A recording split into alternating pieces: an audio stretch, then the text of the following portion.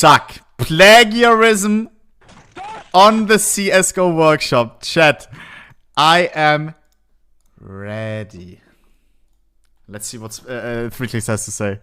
Last week, CSGO got a new music kit, sticker capsule and weapon case. At least one skin from that new case has contained plagiarized content. The skin in question was the AWP Doodle Law, which looked like this. And now it's been swapped out for the AWP Duality, which is made by different skin artists. Again, sorry if I'm pausing a lot, but chat, WRL change. I asked on Twitter, most of the people said, nice. I still haven't seen it fully. We have to check it out afterwards in game. I have to catch up on so much, bro. I have to catch up on everything. But there's more to this story than first meets the eye. And rather concerningly, it may just be a symptom of a deeper problem within the skin workshop, and one that's growing. Plagiarism. Because when there's money on the line, it gives people an incentive to cheat in order to get the upper hand. This whole situation was brought to light by the Danidem on Twitter, who had been tipped off that something wasn't quite right with this entry and remarked on Twitter about just how quickly the Doodle Law's artist's work had improved in just a matter of days. No one could improve that much in a span of less than a month, he says. Danidem is no stranger to this sort of detective work. As an example, here's another skin made by the Doodle Law's creator. Check this out.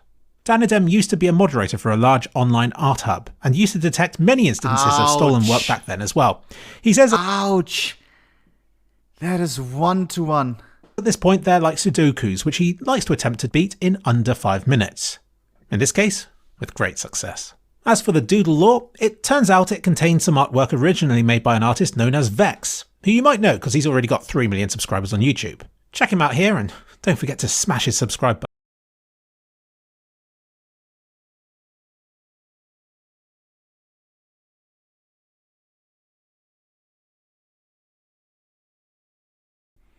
Stolen AWP skin out for another one. This isn't the first time this has happened. You probably already know the tale of the Howl skin.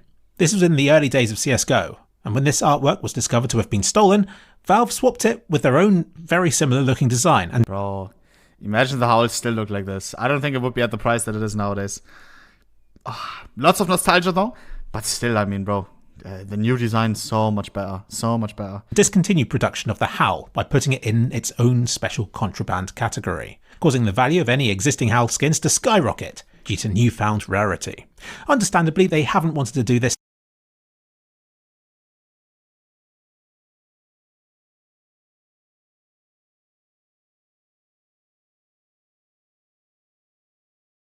so that's probably why Valve doesn't make contraband items these days. And since then, a few other cases have come to mind where Valve has quietly remedied stolen skin situations behind the scenes, and without too much commotion. There was one time I remember when I was reaching out to all the skin makers to hear their stories, and one of them immediately blocked me and disappeared off the face of the earth. At the time I remember feeling sad, thinking I had offended him in some way, but it later turned out he had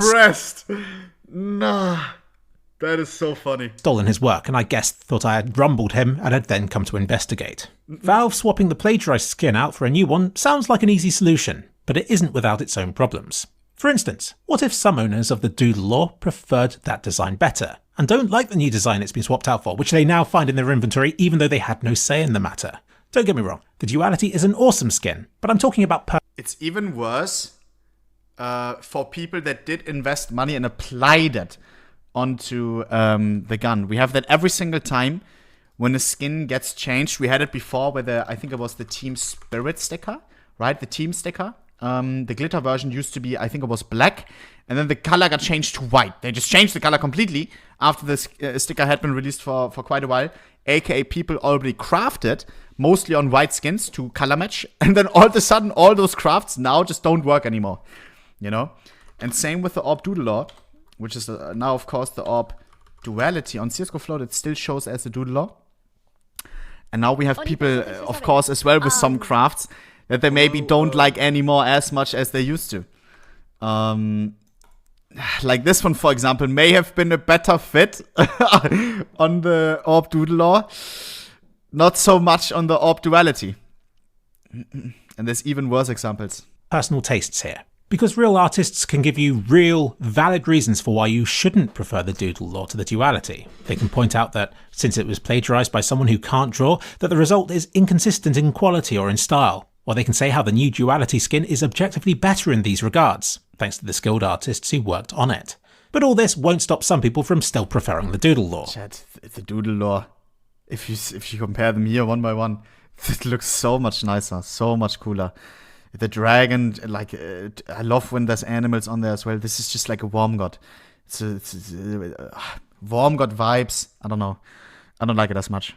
Because art is subjective, and some people will prefer. And this doesn't look like a pink as well. It's pink rarity, keep that in mind. The orb duality should be maybe a purple. Objectively inferior piece. Simply because they prefer it, and that's pink? like their opinion, man. But obviously, yes, plagiarized material shouldn't remain in the game, or should at least have some deal struck up with the original artist behind that content. I wouldn't know about all this, because all this would go on behind the scenes.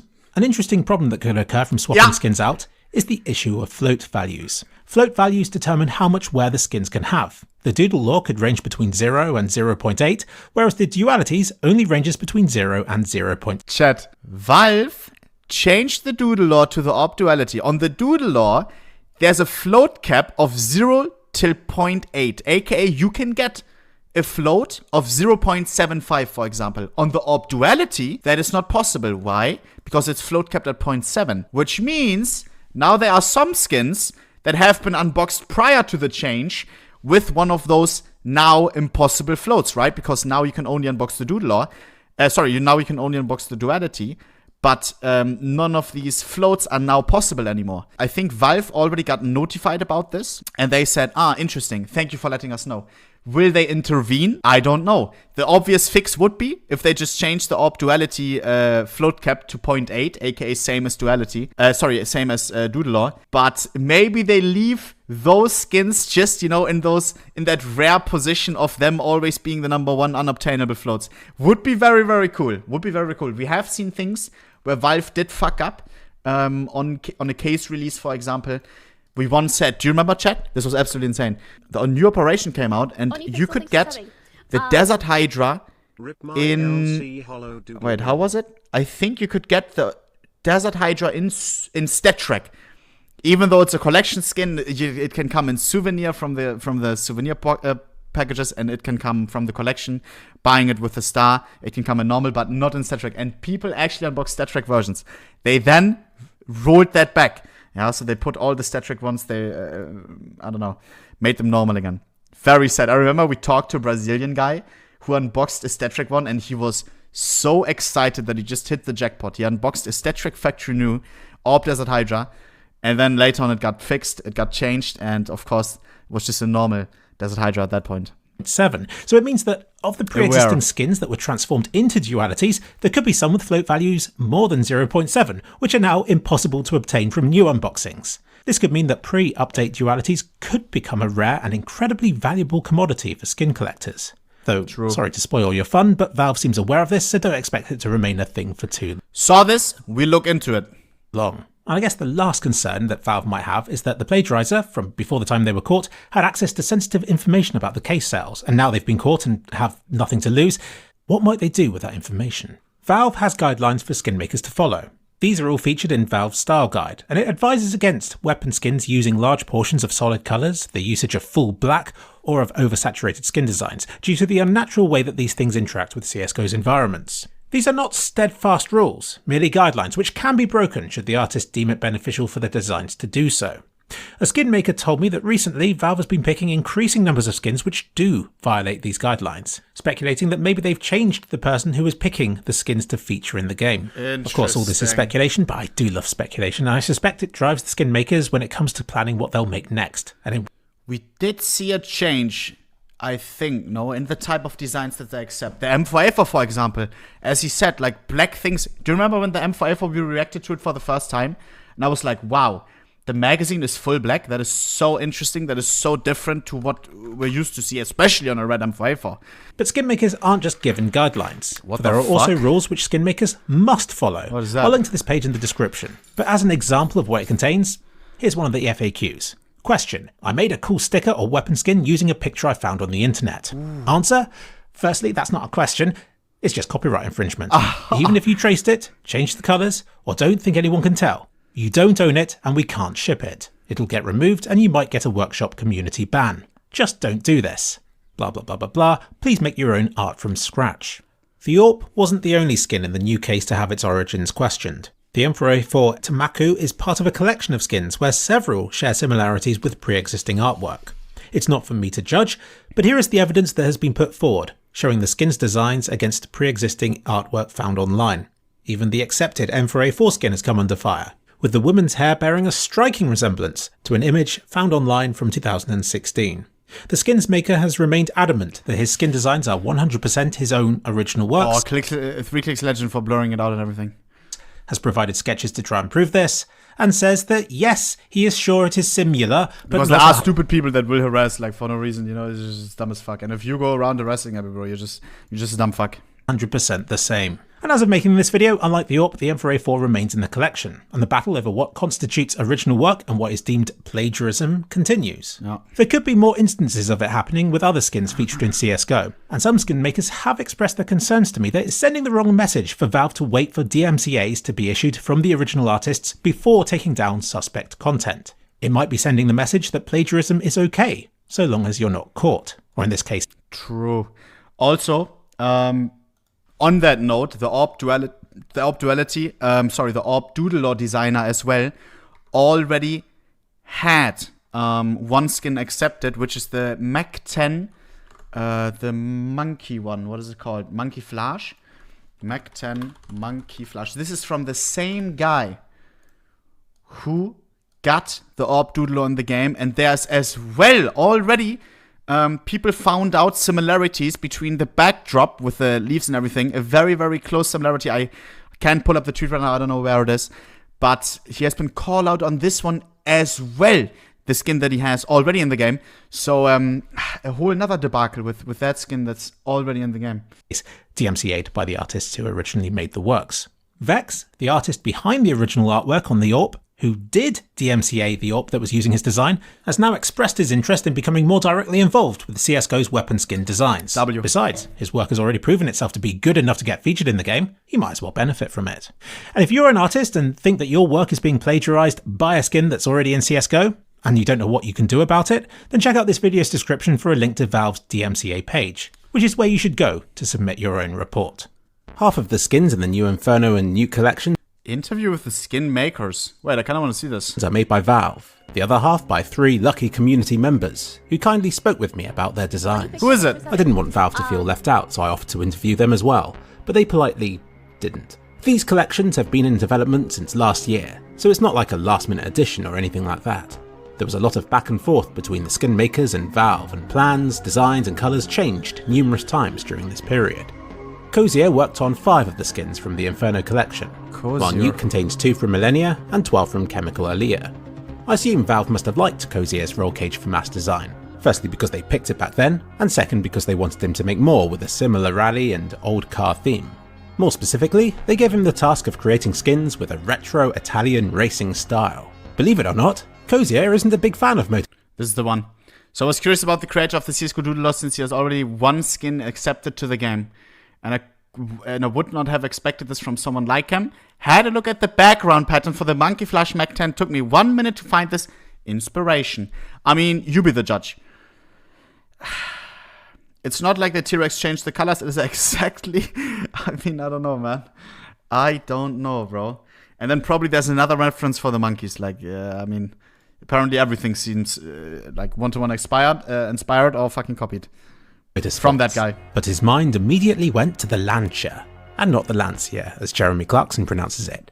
Anyway, Lancia was a relatively small Italian company that scored victories against the Audi Quattro, a formidable 4-wheel drive vehicle.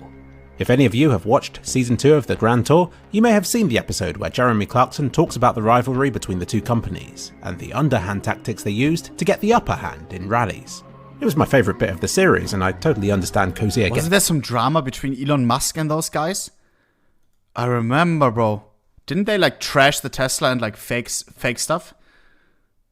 There was some spicy drama. Do you remember? Yeah, that was sick. It was my favourite bit of the series, and I totally understand Cozier getting his inspiration from it. So he got to work on the SG553 and dual Berettas, which were meant to be a higher quality than the rest. He based the SG553 off of the Martini racing colours, and with the dualies, he used the colour scheme from this vehicle. Cozier explained the difficulty of remaining faithful to the liveries, but without plagiarising. He had to change the logos and company names, but he knew that if he changed them too much, then the weapons would end up looking like a cheap Chinese rip-off of the vehicles in question. This would do more to upset fans of rallying than it would to please them. It was a balancing act that he spent a long time on. At one point, Valve also asked him to remove the word turbo from the design, but he explained that it was from a car feature rather than a company's logo, and ultimately, it was allowed to remain. The number 25 on the handle was not accidental. It was chosen so that, if reflected on the other side of the gun, it would still read 25. Smart. How about that? He also had to design 3 patterns that could be applied to any weapon. He had a lot more flexibility with these than he did with the specific weapon skins, but if anything, he found this harder. How could he portray a retro Italian rally theme in a pattern? Also, being for lower skin qualities, they had to be a little less flashy than his other designs. He made 5 to 10 patterns, but felt they would fall short of Valve's expectations. He really did struggle to come up with anything that he was happy with.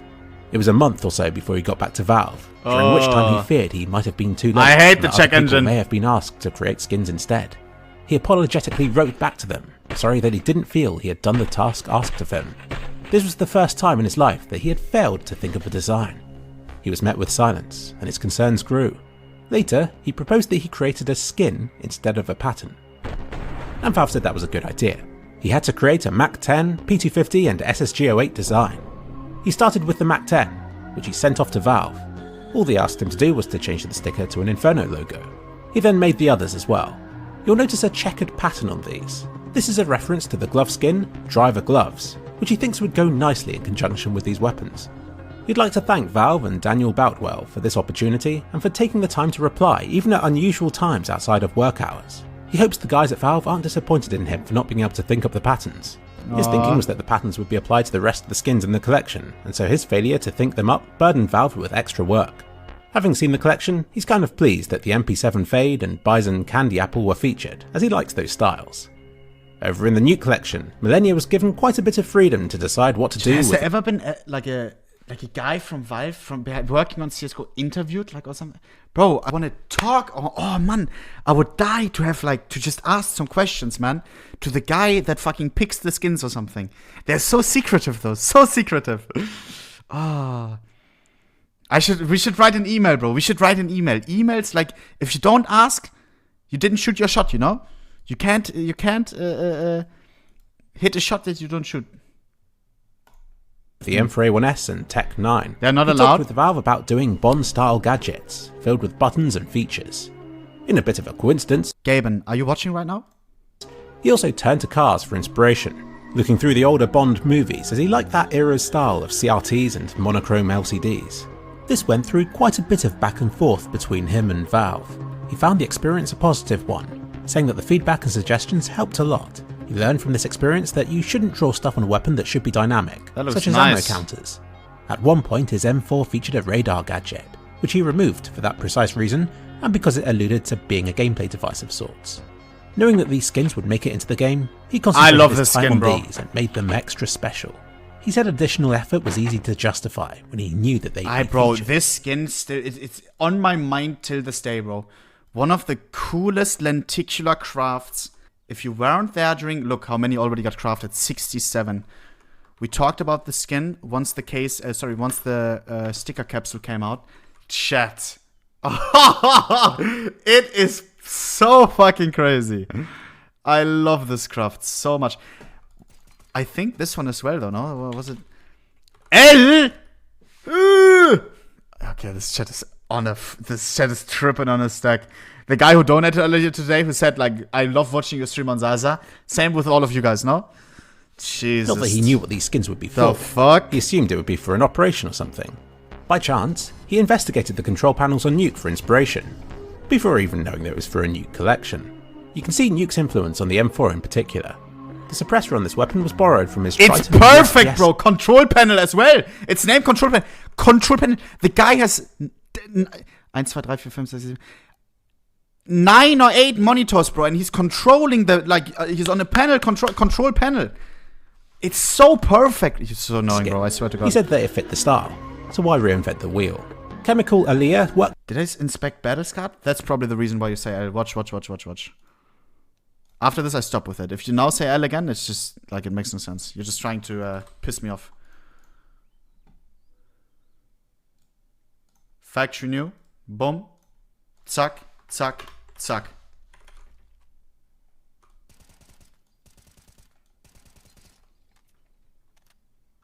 Even worse. You guys are fucking stupid.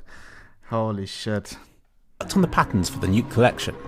This means that she can take credit for random access, coprocessor, facility negative, exchanger, motherboard, mainframe, bulkhead, facility draft coolant, facility dark, facility sketch, and mandrel. That's 12 skins. 2/3 of the Nuke collection. She didn't know what her designs would be used for. The original theme was Secret Agent, but after struggling to think up patterns for it, Valve suggested a new theme, nuclear power plants. I wonder what that could be for. With this new plan, she got to work researching iconic imagery that people would associate with nuclear power plants, and then found a style that complemented a repeated pattern and limited colour scheme. She didn't know which weapons these patterns would be used on, but since patterns are generally reserved for lower tiered skins, she kept the colours muted in most of the designs, but threw in a few patterns with more vibrancy. For each pattern, she submitted 3 to 4 colour variations to Valve. When you submit a pattern texture, you separate it into 4 different colours, so you have red, green, blue and alpha, which is normally used for glossiness or wear.